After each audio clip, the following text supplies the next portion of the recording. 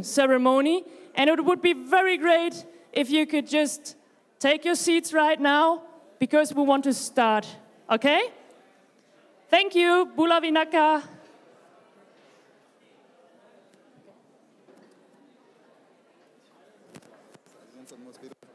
Und es ist Husten, ja?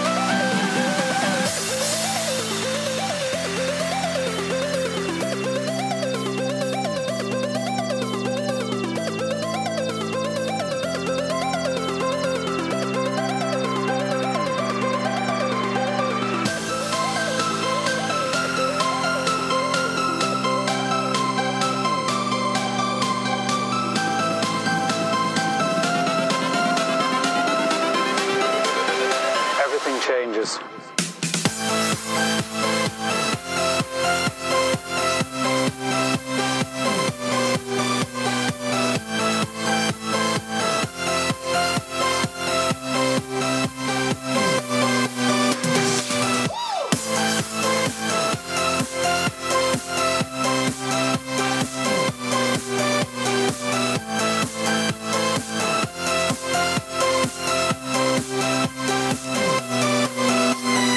Life.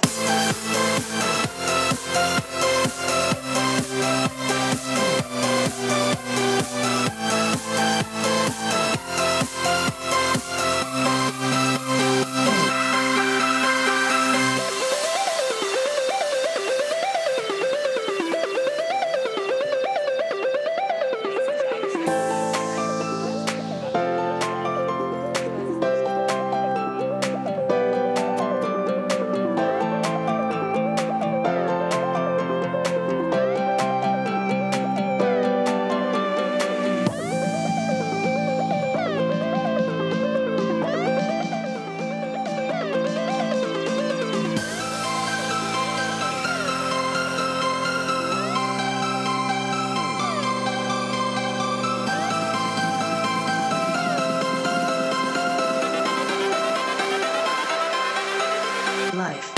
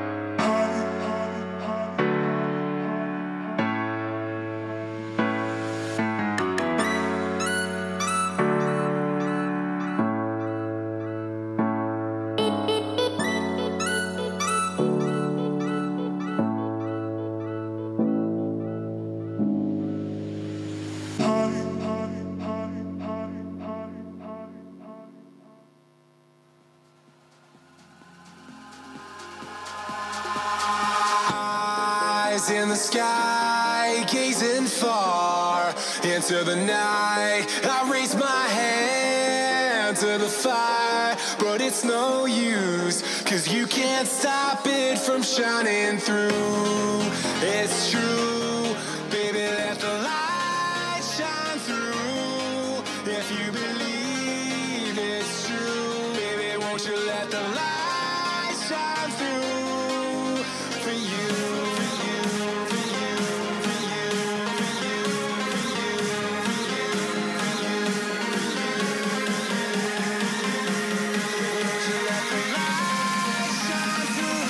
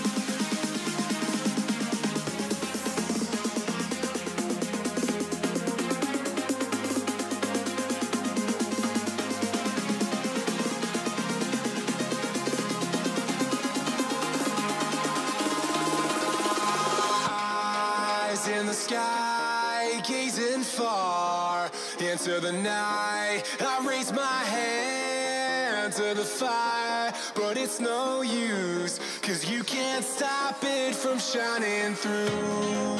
It's true, baby, let the light shine through. If you believe it's true, baby, won't you let the light shine through for you?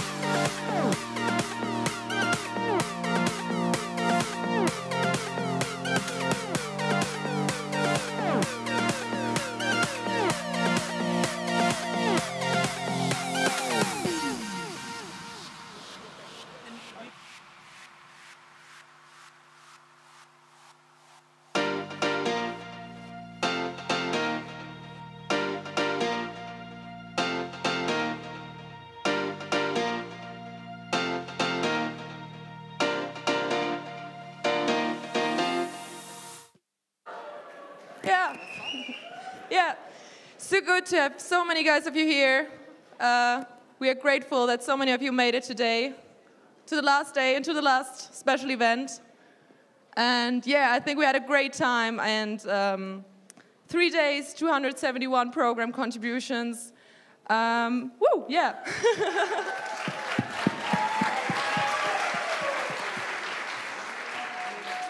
For more than 1,300 participants, so I think that's worth a louder applause.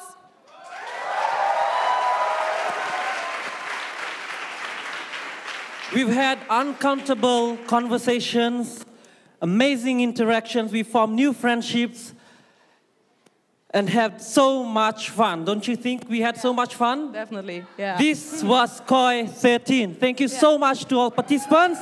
Thank you so much to all program contributors for making this a success. Well, it's amazing that you have so much energy left, and I think we just want to absorb it, because I think many of us don't have that much energy left. So how about some Energizer? But before the Energizer, have you introduced yourself? Oh no, hey, I'm Jana. Some of you may know me as the screaming lady screaming out of the window over there when we took the big group picture.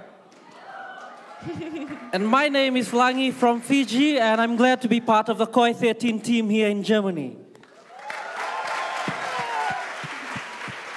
And now we have an Energizer for you. You are young, you are energetic, so we're gonna call on you to chant with us. So the chant will go, I say people, you say power. You get it? So when I say people, you say power. When I say climate, you say? Let's try this. So we do it? Yeah. People! Power! People! Power! Can you hear that? No. People! Power! People! Power! Climate! Justice! Climate! Justice! What do we want? Climate justice! What do we want? Climate justice! When do we want it? Now! When do we want it? Now! Woo! Amazing!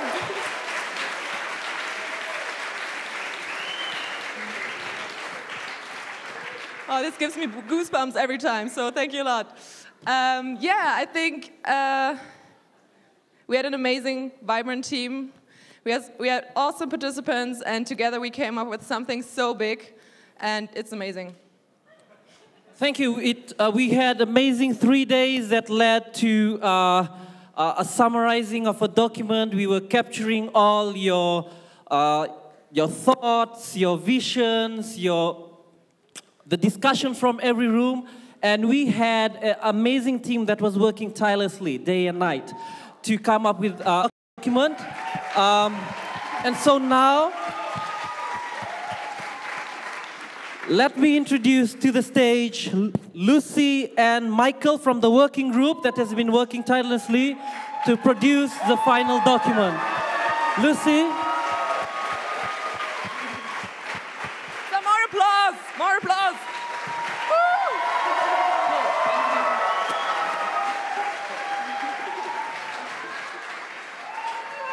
So maybe just stand in the middle. So much light. So you've been working on the final document. So could you tell the people more about it?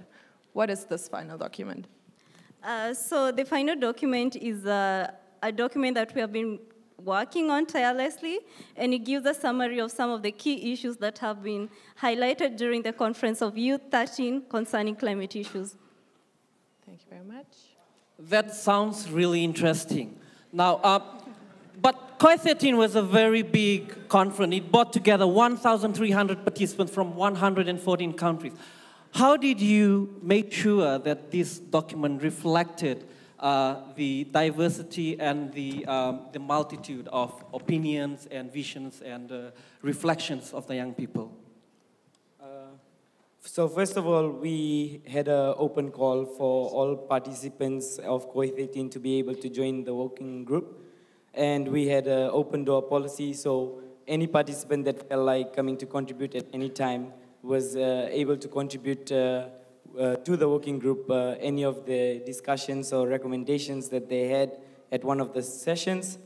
And the diversity of the working group itself, we represented all regions. We were 20 of us working on 3 thematic areas, which is going to be discussed soon. And there was a lot of processes of inquiry. So we had face-to-face interviews with the participants from all over the region. Tireless work by the group, so congratulations, working group. And we had online surveys where we set up polls, and everyone on the COE 13 page and the COP23 page as well were able to fill these polls. Additionally, we had the Talanoa session that was held in the Fiji room. So all those that came to the Talanoa session, as we know that COE 13's theme is Talanoa Manda, youth accelerating climate action. So yeah, we had a lot of discussions and a lot of deliberations in that room, and as well as the plenary sessions that was held here. And lastly, we had posters that were set up in common spaces by working groups, so that allowed you to, at your own convenience, provide responses to questions that we had from the sessions. And apart from that, Langi, we were also dividing ourselves into the workshops. So we were sitting in the workshops and taking notes so that we can tabulate this outcomes document. Thank you. So, yeah.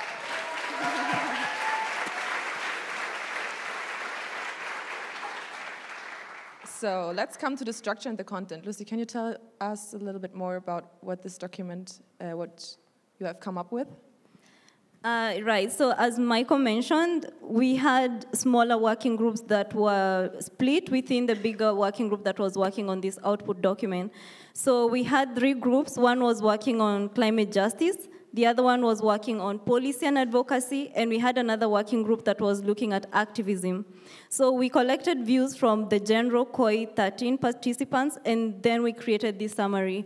And we are happy to know that this document will be available for access online, and we'll still be spending more time creating a translated version of the document that will then be available to all of you.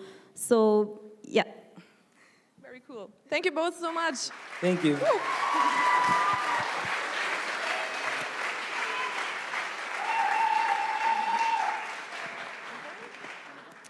Okay, so this year's COP is about implementing the Paris Agreement, as most of you probably know.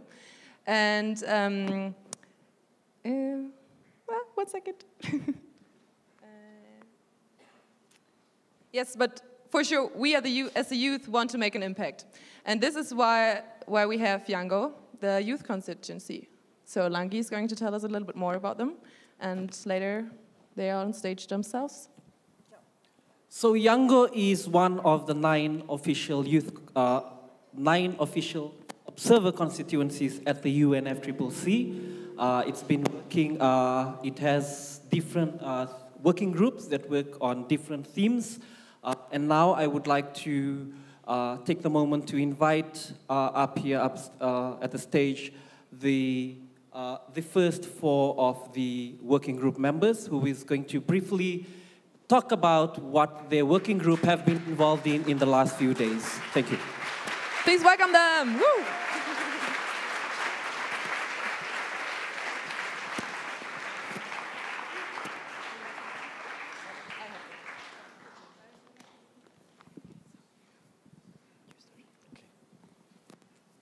So please feel free to introduce yourselves and your working groups. Okay. My name is Harlino from Indonesia. And my name is Mary Claire from Switzerland. We are very pleased to be here today with you and speak on behalf of Action for Climate Empowerment ACE Working Group as one of the key focus of the Yango. Let me first thank Her Excellency Ms. Patricia Espinosa for your leadership and commitment for climate change education. And let me also thank His Excellency Mr. Frank Bainimarama, the Prime Minister of Republic of Fiji, presiding the COP23 with great Bula spirit. And I'm grateful to all of you, Youth College present here, the COE 13 team, IGS School-Bound Bureau for organizing this event. Furthermore, we salute the Global South Scholarship programs that allow young people like me from the southern hemisphere of the world to attend COI and COP. As we appreciate the excellent work already done, the ACE working group would like to highlight 3 focus points for the further action for enhancing implementation of ACE and the Article 12 of Paris Agreement, as it's crucial to be discussed at the COP. First, we really want to emphasize that we have to increase the impact of ACE by empowering focal points. To achieve this, we encourage to develop and organize communication and cooperation channels for sharing knowledge and experience between them. Furthermore, we want to stress the importance of raising awareness of such channels. Second, in tune with the Talanoa spirit of this year's COP, we urge the Secretariat and the Fijian Presidency to facilitate and enhance inclusion of non-party stakeholders, including Yango representatives. According to Article 12 in the Paris Agreement, we have to encourage on open dialogue and participation during COP23 and as well as other further discussion. And finally, last year we analyzed all NDGs regarding the inclusion of ACE and youth. Unfortunately, only 33% of all parties include any mention of ACE in their NDCs. The majority of parties fail to include any reference, while youth and ACE is a cross-cutting issue in climate action. We would like to encourage all parties to include youth and ACE in the next round of NDCs and kindly ask the Secretary for further support regarding our concerns. Thank you. Talanoa Manda.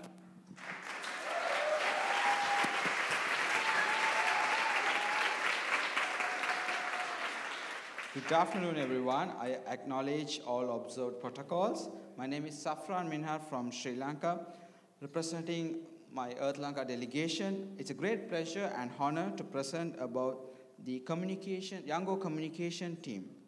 The Yango Communication Team is responsible for dissemination and organizing of news updates such as blogging, article writing, and organizing the press conference during the COP. The following are some of the initiatives by the team. The social media hashtag, which will be used throughout the conference, and they are hashtag Yango COP23 and hashtag Youth COP. I repeat again, hashtag Yango COP23 and hashtag Youth COP. Make sure you use in every tweet and every social media post and in Instagram as well. And we are looking forward to creating a blogging platform for Yango organizations and individuals as well. Instantly updating news throughout the social media platform. We also plan to produce 2 animation videos that will showcase the effect of climate change and the solution. The first press conference during the COP has been provisionally scheduled for the 6th of November 2017 from 3 to 4 p.m. in the Bullard Zone Press Conference Room 1. It will consist of Yango's working group presentation. Thank you and have a pleasant evening.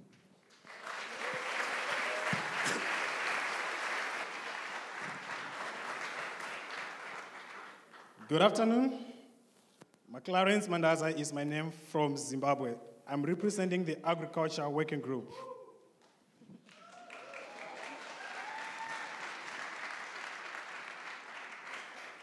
Ladies and gentlemen, by 2050, we need to feed 9 billion people. The Yango Agriculture Working Group is extremely concerned that despite the realization that agriculture touches many aspects of every individual and community in every country, the issues are continuing to hold up movement on adaptation and mitigation across negotiations are slowing down our progress on agricultural issues. To begin with, we completely support the call by other constituencies and the wider public for a joint Substar SIBI work program in an effort to achieve agreement that allows action on the essential, complex, and global agricultural issues. The UNFCCC has already a work program on gender, that is pivotal in accelerating action and sets a precedent for us to follow with agriculture. We are concerned with how little attention is being given to adaptation in the Sub-Saharan negotiations. Adaptation has a huge significance and determines how the rest of our lives will be, particularly in the agricultural sector by smallholder farmers in the Global South. The time has come for our Global South and North countries to unite together for adaptation and mitigation. We therefore call upon the 100 billion commitment made by developed countries towards climate funding to be more flexible towards agriculture adaptation. As we have seen during this COI 13, youth are not just leaders of tomorrow. We are leading now. We call upon all youth to be capacitated.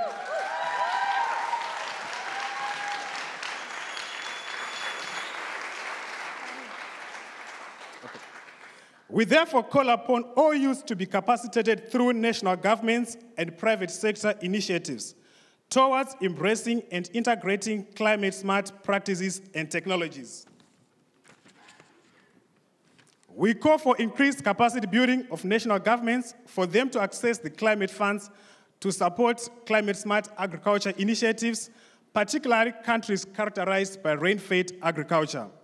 We equally call upon specification in the development of the Paris Rulebook for developed countries to commit funds from the fiscus towards climate adaptation in agriculture to complement the global partnership. Hello, it's me, Pramisha from Nepal.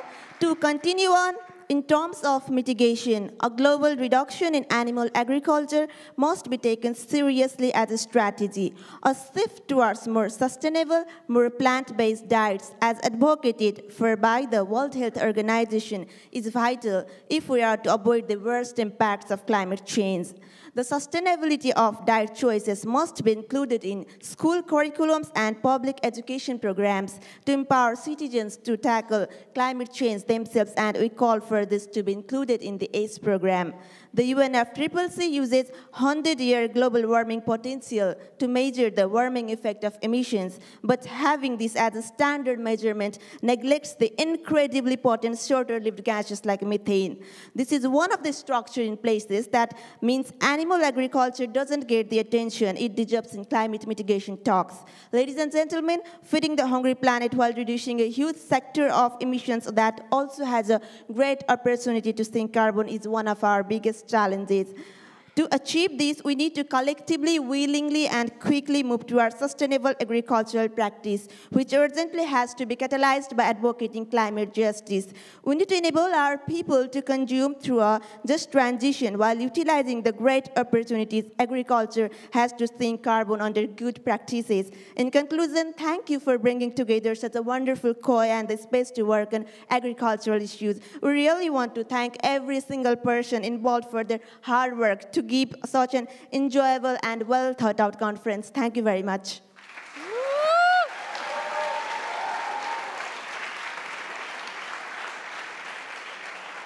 Well, good afternoon, Mrs. Espinosa, Secretary General of UNFCCC, His Excellency Frank Bainimarama, and everyone. My name is Ana Espinosa. I'm a member of the Latin American and Caribbean Youth Climate Movement, and I'm from Mexico City, by the way.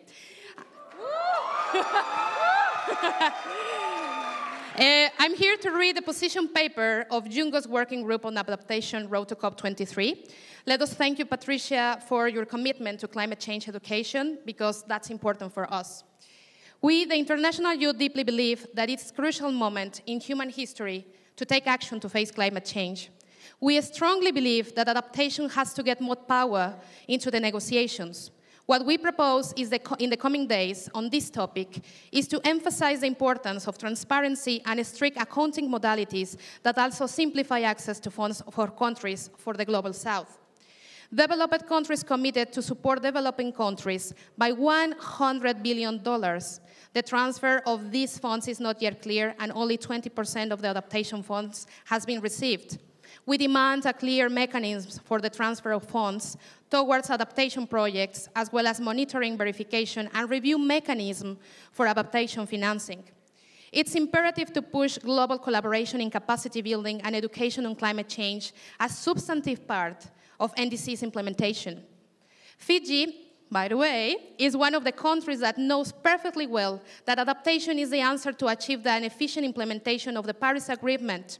Likewise, they have taken into account the knowledge of young Fijians who had had a wonderful impact in their country.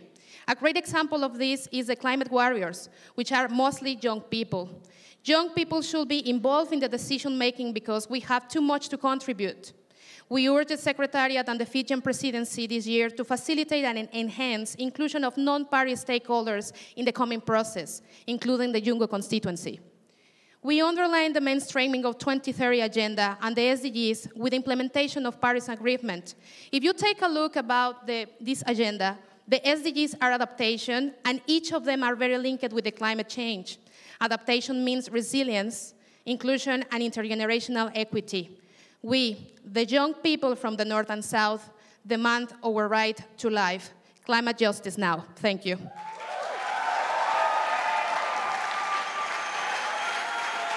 Woo! Thank you so much, guys. You can leave now. So, as today, it's a very special event for all of us, and thus we're even more pleased to have 3 very special guests in our rows. So thank you for being here and for availing yourselves. And yeah, I guess one of you is being the first one to be announced now, Mrs. Espinosa. She's the Executive Secretary of the UNFCCC, and she's now up on stage. Give her an applause.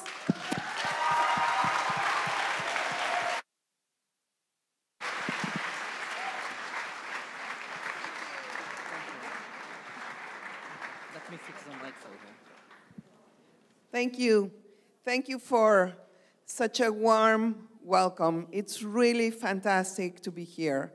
I want to thank also especially my compatriots, the Mexican group that has greeted me with a lot of warmth and with the beautiful Mexican music that we always use to celebrate life. So, hello everyone. It's really great to be here again. I look around in this room today and I see 2 things: potential and leadership.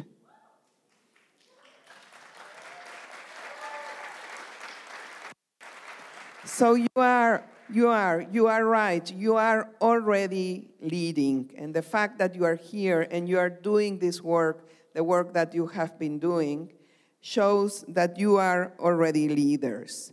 But you will become the political leaders in your communities. You will be the business leaders, and you will be leading your families and your communities towards a better future.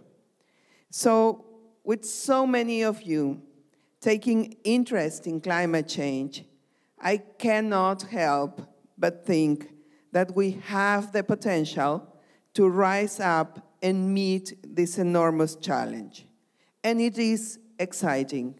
And I'm glad that you have said that it has also been fun, because it's also about fun. It's not only, the bad news, the problems. It's also about having fun. Having fun in communicating with each other, in learning from each other, in really just building up new areas, new avenues for cooperation. So this gathering is a reminder of what we are all working towards. So everything we are doing here over the next 2 weeks is about providing a better tomorrow to everyone. And you are an important part of this. You have an indispensable role, and we want to hear from you. So I thank you very much for the presentations that have been made this morning, and I look forward to receiving, together with the Prime Minister of Fiji in his role as the president of the conference, to receiving your inputs and to bring them to the attention of the parties. Your voice is crucial. It must be heard in our process indeed, and it must be heard around the world. So I want you to know that I am listening, that I hear you, and that I want to continue this dialogue with you. And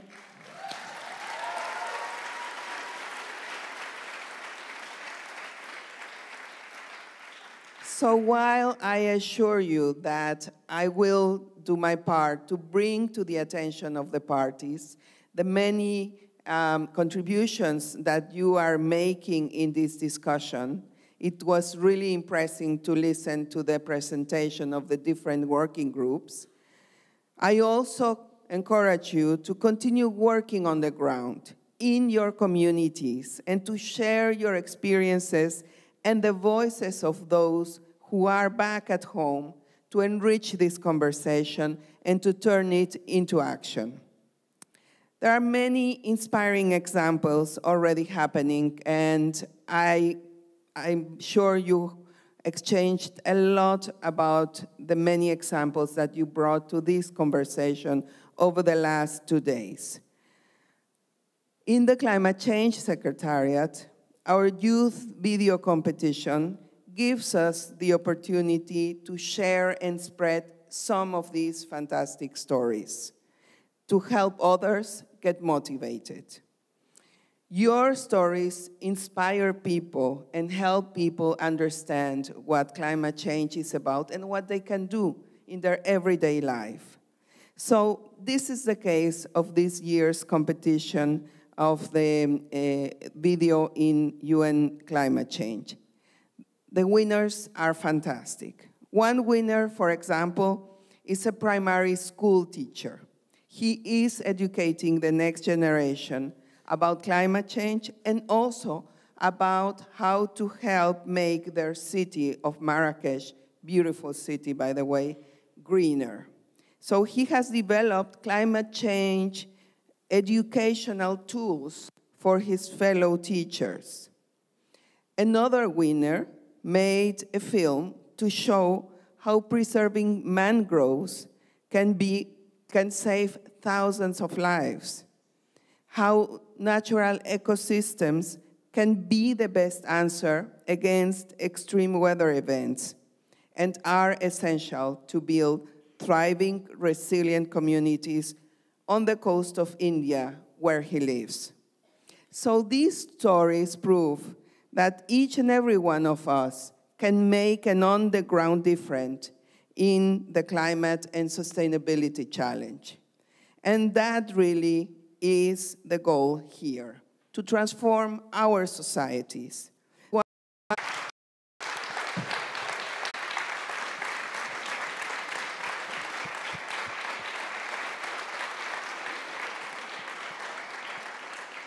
I think this was a very motivating speech, and I think it's amazing to see that you're caring so much about us, so thank you.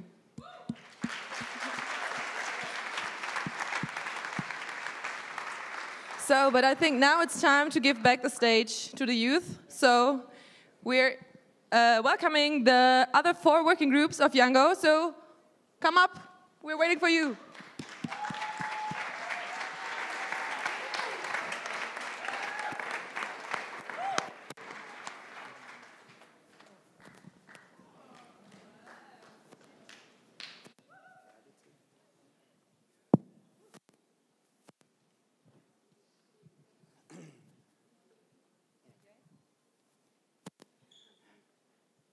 Yes, all right. Good evening, everybody. My name is Amlan. I am from the Actions Working Group, Yango Actions Working Group. So just a quick summary of what we've been doing. In the Actions Working Group for the past few days, we have been creating artwork, creating all sorts of different materials for people to use for whatever actions or for whatever workshops that they've been having here as well. And for the next 2 weeks at COP, we will be having an art space, which Danny will talk about in a while. And what we will be doing at this art space is very simple. The Youngo Actions Working Group is here to help anyone to come and conduct actions. We will also be conducting actions of our own, specifically towards the Global South and the Pacific Island nations, because this is an issue that must be addressed, and we are the frontline communities, and actions like this need to be held. We are also going to be providing whatever art assistance or anything that people want to do in terms of art. I know I've been saying the word a lot, but yeah, that's what we will be doing. Daniel, just talk about the art space. Hello, everybody. We would like to kindly invite you to the Rhizome Collective's art space, which is originally a silkscreen printer space. So you will be able to come and learn about t-shirt printing, which can be also on banners and stencils or stickers. You will also be able to learn from Skillshares, which can be from street theater to anything which can help us to send our message about the fight for climate and social injustice. So we would like to just kindly invite you and hopefully see you there at the Rhizome.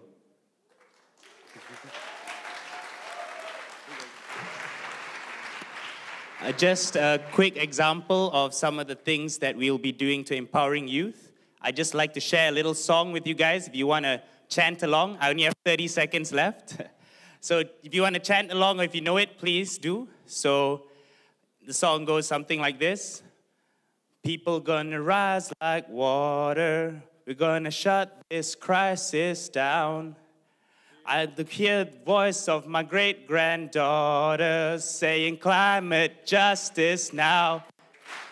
People gonna rise like water. We're gonna shut this crisis down. I hear the voice of my daughter. We're going climate justice now.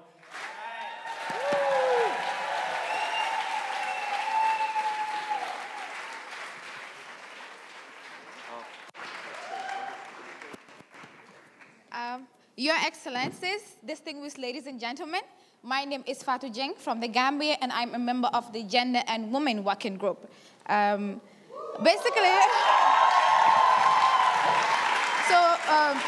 Basically, the Gender and Women Working Group is trying to amplify the voices of women in climate-related processes, because we have seen that we have been underrepresented in various activities when it comes to climate change.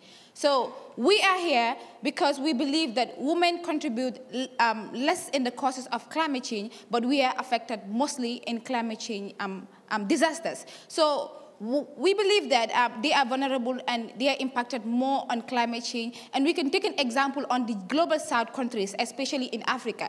Women contribute mostly, they engage more in agriculture and horticultural production. So it's like most of their livelihood and means of development is on agriculture. But if they are affected on disaster and climate change, then it means that their livelihood and their sustainability is at risk, because we are tampering with the way that they live. So the other thing is that women are less participate in climate policy making and climate-related processes. An example. Oh, okay. I'm so sorry I speak so fast, so I'm just going to try to speak slow. So yes, the other thing is that we believe that women are less, they participate less in climate-related processes. An example is that during COP21, we only had 16% of women that participated. And this is definitely not something encouraging, because we want our voices to be heard and we want us to be amplified in climate-related processes. And the other thing is,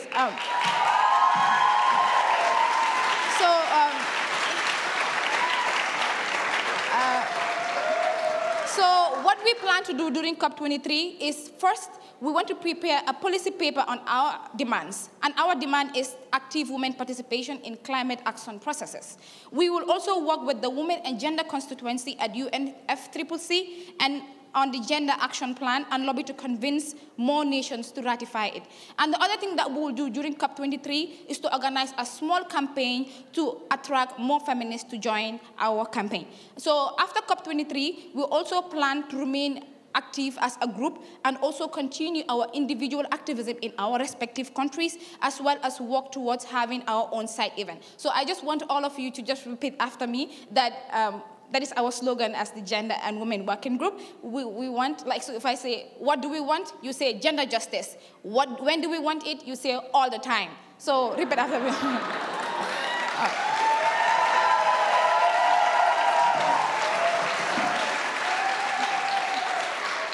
Thank you. So, what do we want? When do we want it? What do we want? When do we want it? Thank you very much, and we're encouraging you all to join us.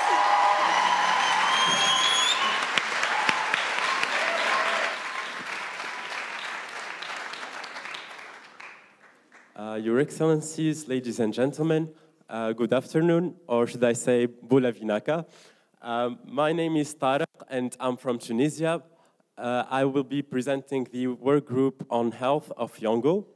So during the last 3 days, we had the pleasure to see young leaders, talented, exceptional leaders, talking, debating, and promoting a discussion about climate change and also health.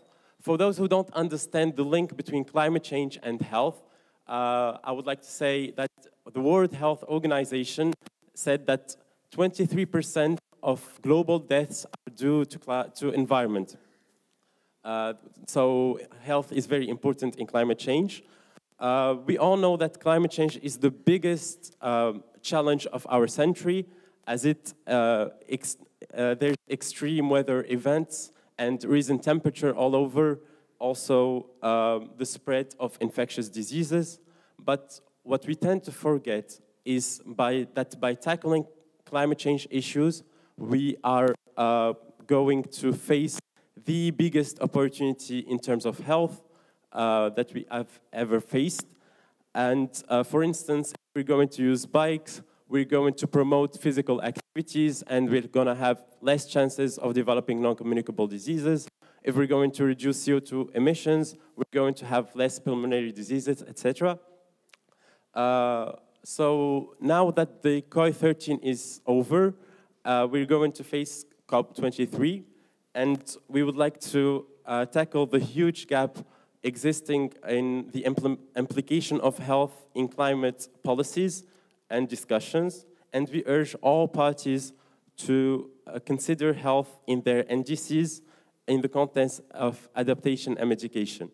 Climate change is not a problem of tomorrow, it's not a problem of the future. We are facing it today, and we should act against it now. So thank you very much, and Mose Nisa.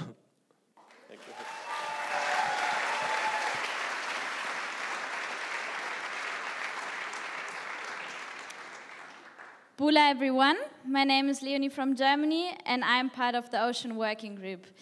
Our work started in 2015 in Paris because we were surprised about how little it was talked about such an important issue like the ocean within the UNFCCC, considering that ocean is the biggest climate regulator. Moreover, now with climate change, new topics and new problems and risks are rising and also increasing. Think about sea level rise, coastal erosion, extreme weather events like tropical cyclone and hurricanes, but also decreasing fish stocks and also coral bleaching are issues that now not only coastal communities need to tackle and that affect developing countries but also developed countries alike. Not only natural habitats are at risk, but also people's life. And a lot of capital, too, is concentrated along the coast, so they heavily depend on resilient coasts and on a healthy ocean. This year is a happy year for our working group, a really special year because there's a high momentum for ocean and coasts. The best example was this year's Ocean Conference in New York, the first UN conference that specifically talked about ocean issues.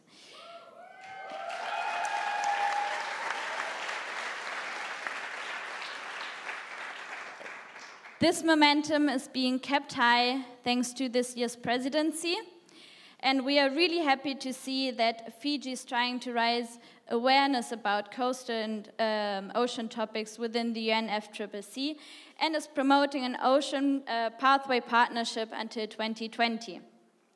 With that, applause. With that, Fiji wants to ensure that ocean issues are a regular part of the COP's agenda and that those issues will be part of the facilitative dialogue next year. Fiji also wants, and also our working group, wants to see more ocean and coastal measures within every NDC. We as an ocean working group will follow this process and we will try to support Fiji in their efforts. As we are a relatively new and little working group, we also would use the stage to encourage everyone to work with us and to fight together for a resilient coast and for a healthy ocean for us all. Thank you. Thank you, Koi. Thank you, Mrs. Espinosa and Mr. Vainirarama for listening to us, and Vinaka Vaka Levu. Let us give these young people here a round of applause. Thank you so much.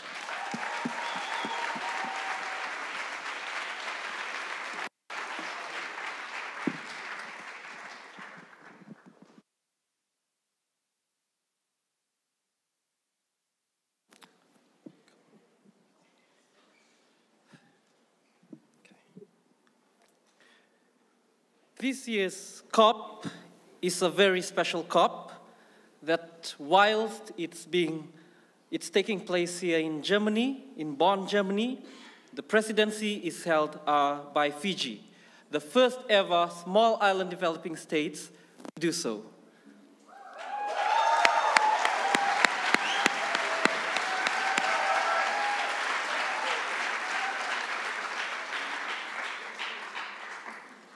I would now like to invite to the stage His Excellency, Mr. Frank Bainimarama, the incoming president of COP, to deliver his speech.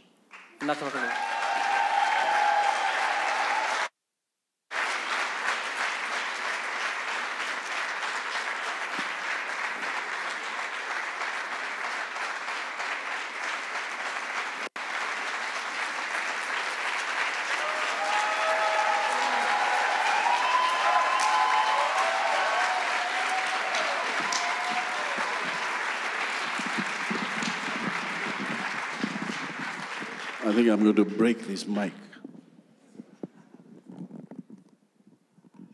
But I just want to thank you all for inviting me here.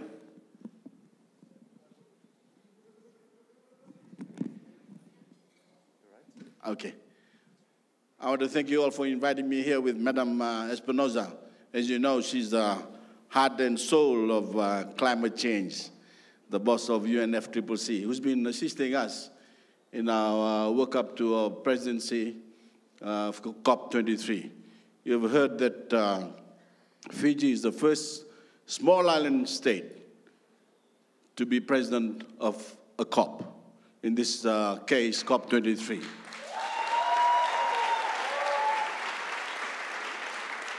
But it's because of the kindness of the government of Germany. And for that, I want to thank the people in the government of Germany for that. I was coming here hoping to bring the Mbula spirit, but I know the Mbula spirit is already here with you. Mbula. Mbula, everyone. Mbula, everyone. Thank you. Bula Vinaka, and a very good afternoon to you all. I'm delighted to be here with so many young people who have come across from the world, from across the world, to demand that the leaders attending COP23 redouble their efforts to tackle climate change. It is very important. And I thank you for coming together. And like Madam Espinosa, will take your message to the parties in the next couple of weeks. Any leader worthy of the title should know that they have a responsibility to take decisive action on your behalf. and the many millions of young people you represent. It's wonderful to see the diversity of faces in this room from 114 nations taking part in COE 13. And I understand there are over 1,000 young people here. Over 1,000? Thank you. And I'm especially pleased and proud to see our people from the Pacific, and especially from Fiji here with you, playing their part in the deliberations over the past few days. I'm also extremely proud and grateful that you have adopted a word full of meaning from the Pacific that we intend to make a central theme for our presidency of COP23, Talanoa. In the case of the Conference of Youth, you have said Talanoa Manda, which means let's talk. And that's precisely what the whole world has to do over the next 2 weeks. We will talk. But friends, it's not good enough. It's not good enough to merely be talkers. As you all know, when it comes to climate change, we have to be doers. And we need many doers in the world right now.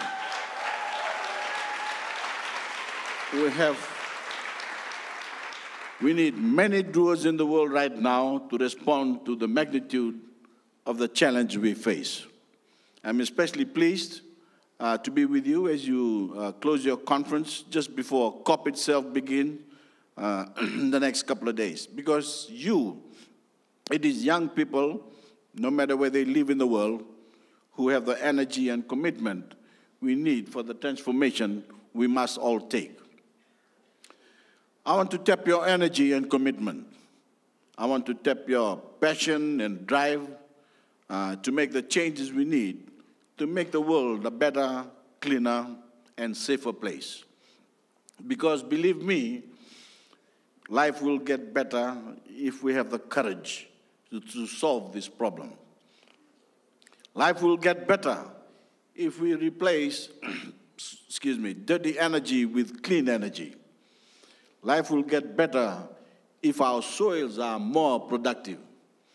Life will get better if our oceans are healthy and less acidic.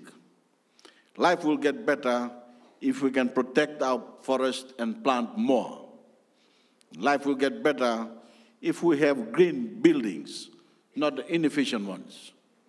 And life will get better if we can finally experience success by working together, by Talanoa, the success of reducing the risk to us all from climate change. Friends, the generations, old and young, need to come together to tackle this crisis. We need to learn from young people like you how to take advantage of new technology. We need you to demand changes to the way we do things in politics, in business, and the running of all our societies. I've often spoken of building a grand coalition for this COP23, for climate action. And let me tell you, you are in it. Every single one of you in this room, and all the young people you represent back home. Together, we are going to make a difference. And let me tell you how. We are going to use, we are going to use our political power. We are going to use our power to organize. We are going to use the power of ideas, and we are going to persevere. Because to get the changes we need, it is not going to be easy. We have to work for it. We have to get people to sit up and take notice of what needs to be done. We must marshal all these powers with skill and determination. Friends, Fiji is going to, next week in Bonn, determined to bring a sense of urgency in this process. I understand more than most how impatient you are, because I come from a part of the world where we are particularly vulnerable due to inaction. We simply cannot afford any further delay. I want you to know that when I commence my term as COP23 president on Monday, I will be carrying the message you have sent from here, that we have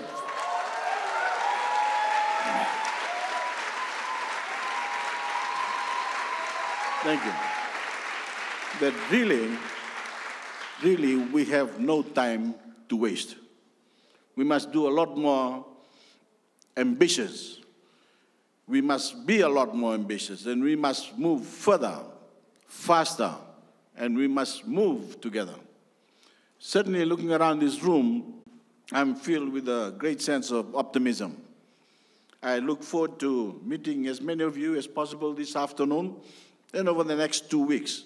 So if you see me around the Bond Zone or the Bula Zone, please come and say, Bula. Thank you.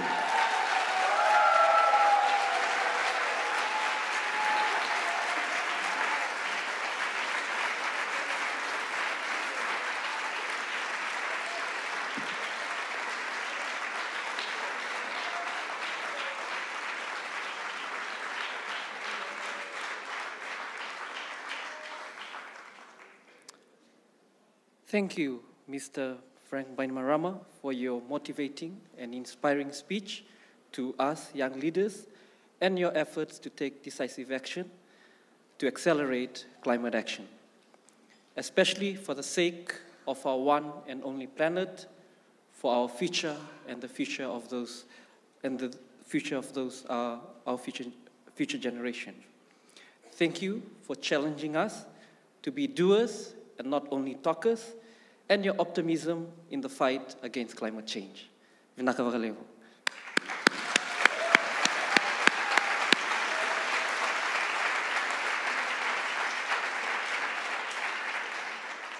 We are also joined here by a young speaker from the Pacific Climate Warriors to share on her perspectives, hopes, and the connection of Pacific Islands to the climate change movements.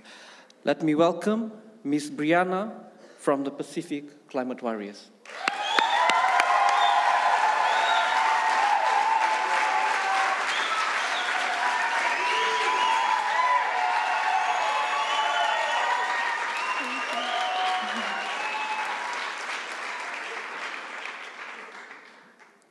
Loafionga, Olipalemia, Ofiti, Your Excellencies, ladies and gentlemen.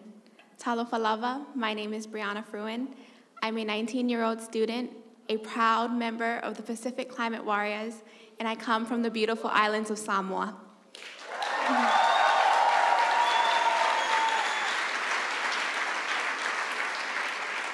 Now, there's an old Samoan proverb that says, "E lelele toloa, ai ma'au lava I le vai," meaning a bird will fly, but it will always return to its nest.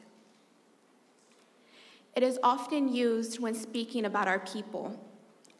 No matter where we venture off to in the world, we will always feel and hear the call from our motherland to return back home. We as a people are natural-born voyagers, navigators. We spread across the Pacific Ocean, across the world, but we will always hear our call to return back home. Climate change is the biggest threat to this call. It is the biggest threat to our home and the biggest threat to our decision and our right to return.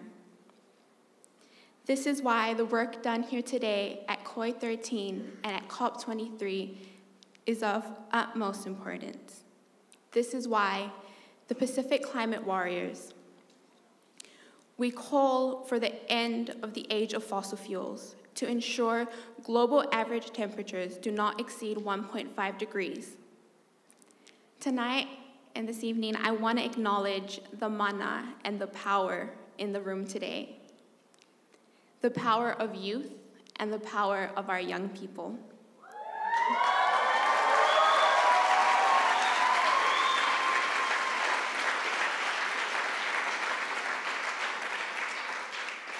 In the Pacific, the fastest canoe is the one that is led by our outer, who is in the back and steers the direction we go in.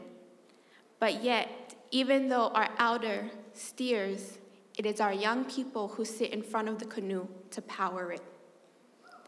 This climate movement is our canoe.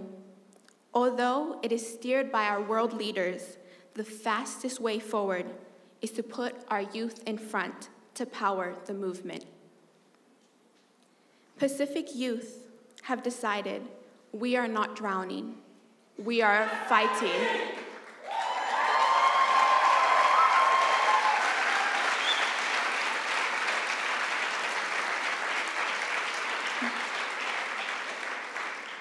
And when we fight, we don't just fight for our islands, for our homes. We fight for your homes too. We don't just...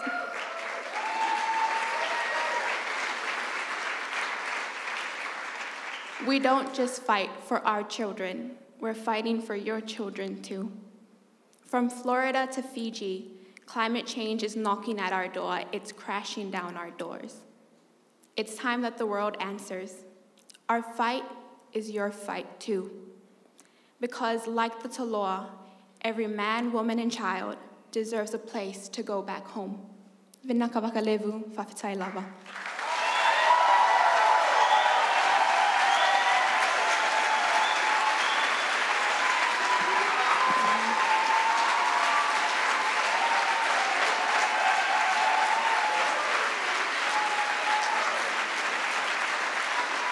Thank you so much.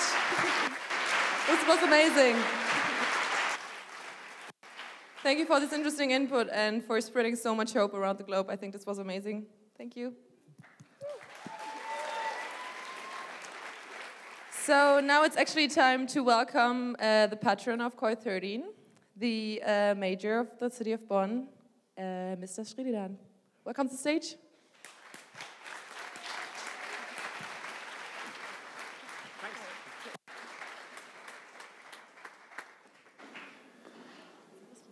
Dear incoming COP President Baini Marama, dear Executive Secretary Espinosa, dear chairs of COI 13, dear participants and guests, Bula Vinaka.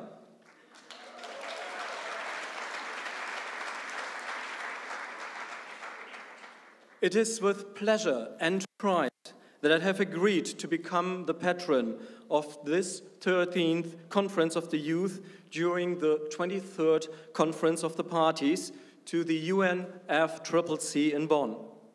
The reason is evident.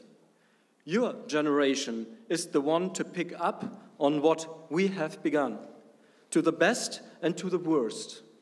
As mayor of 320,000 citizens and father of 3 sons, I feel deeply committed to your generation. A warm welcome to Bonn on the threshold of COP23.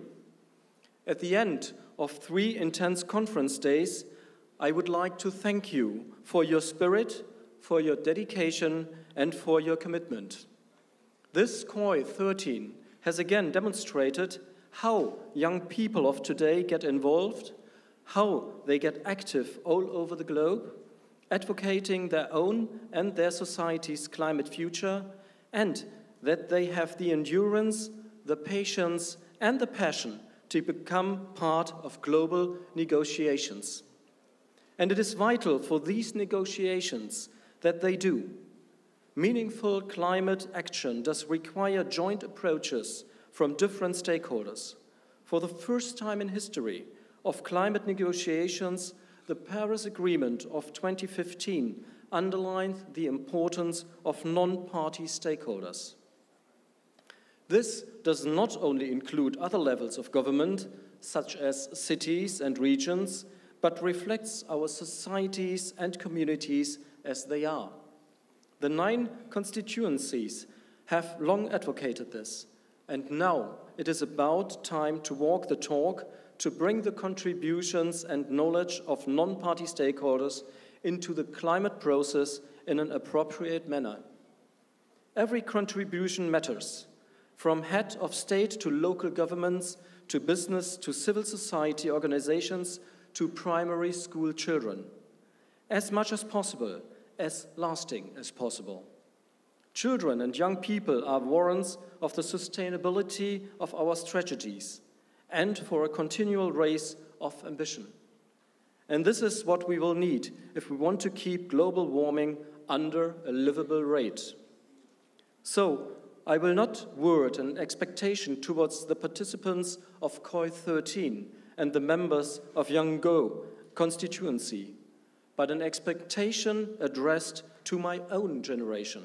Let us welcome your ideas and visions.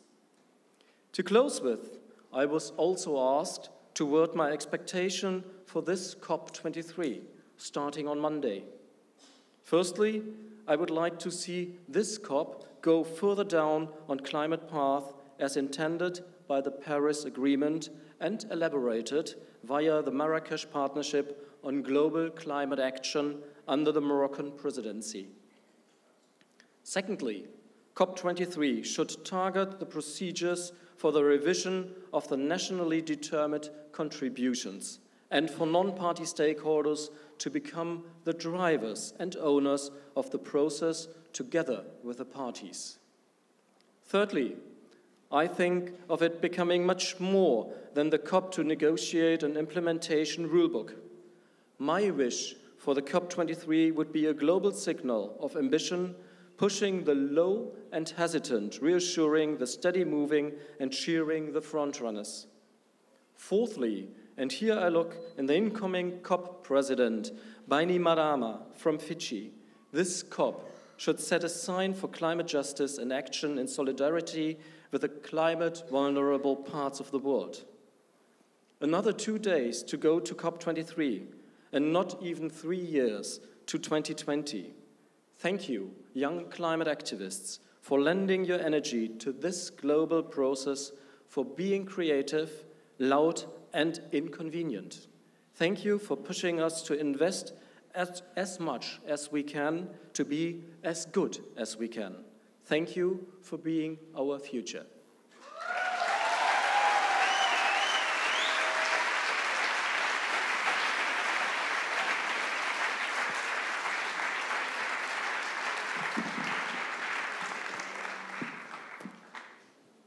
We have come now to the closely coming to the end of our closing ceremony, and just before they deliver the vote of thanks, we have a few announcements to make. Yes, it's actually 2. Don't forget to give back your lanyards, because we want to be as sustainable as possible, and we're trying to collect them and give them to other conferences. And if, just in case you don't eat every meal, just bring back your coins and give a huge applause to the food sharing and food and beverages team from COI, because I think that they did an amazing job. That's it.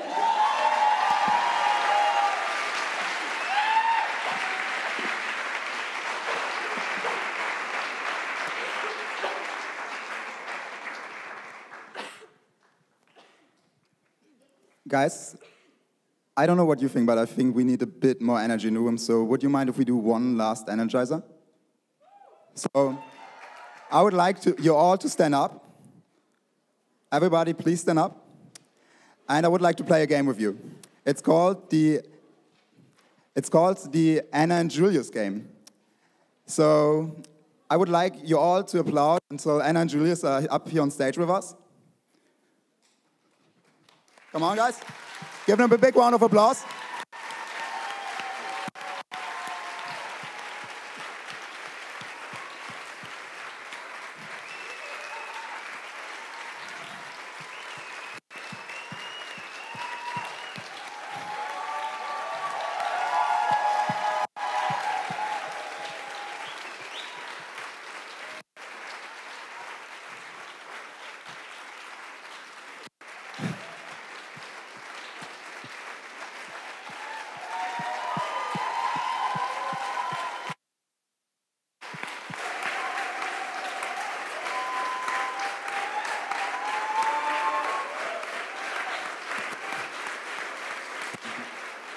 You know,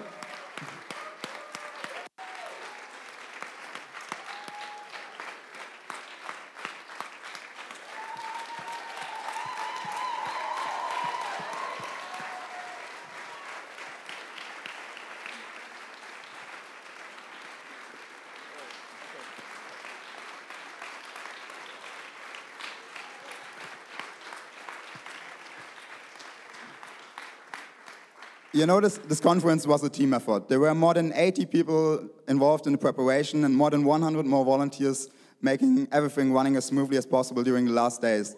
But in the end, it was those two that were responsible, and they had everything together. And we know that you want to say thank you to a lot of people later, but this is our way to say thank you to the two of you.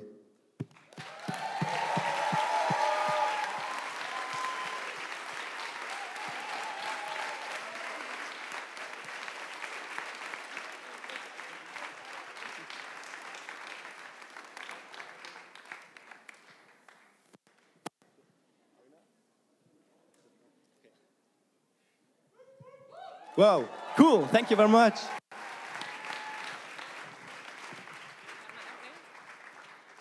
I mean, if I get such a hoodie every time I organize a call, I will do it again, guys. Thank you.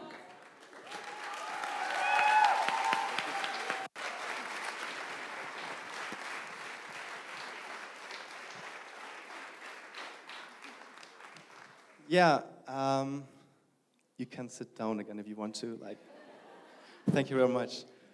Yeah, it has been amazing, and I'm so happy and relieved that everything went well. And I want to say special thank you to our honorable guests, dear Mr.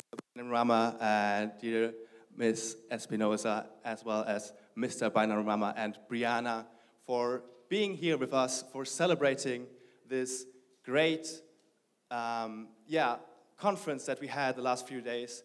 And I want to say a big, big thank you to all of you.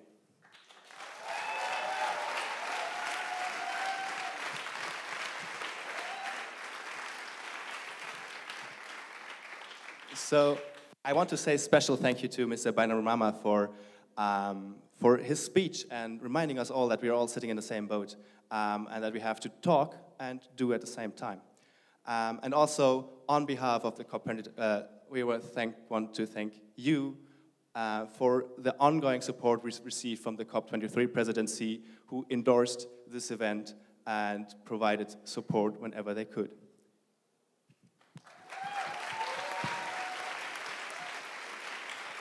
Yeah. Okay. Yeah. Yeah. It would be great if you could join us on stage.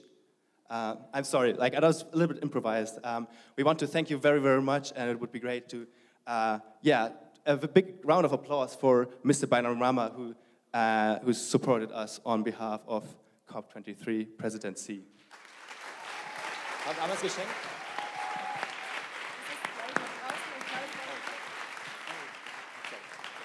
Okay, so I'm sorry, I misunderstood.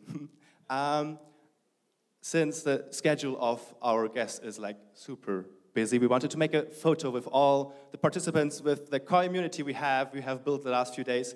And it would be super great if everyone who's on the side comes to the middle so that everyone can stand up, so that we make one big picture of all of us.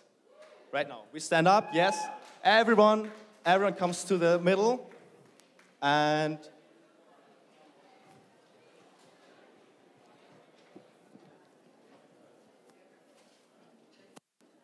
yeah. There's, oh my gosh. Yeah. Everyone in their chairs. Yeah. We will take a picture from here. Yeah, okay. No. Okay, cool. If it could go in, in the back, because the photographer will be here. What the heck was that? No. Because they have to go.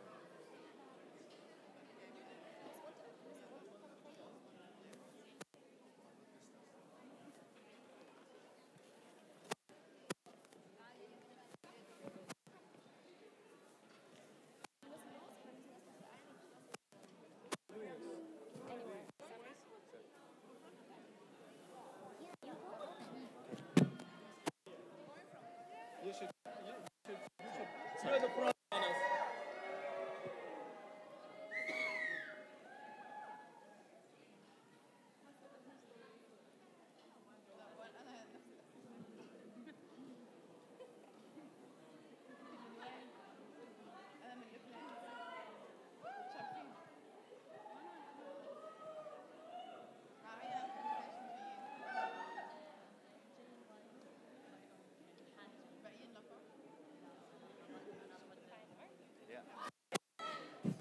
Thank you very much.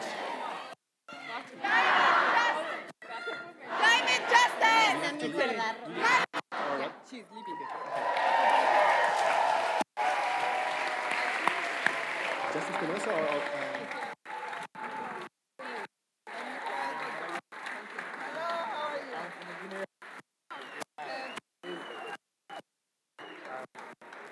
I think. Yes, tell me. You are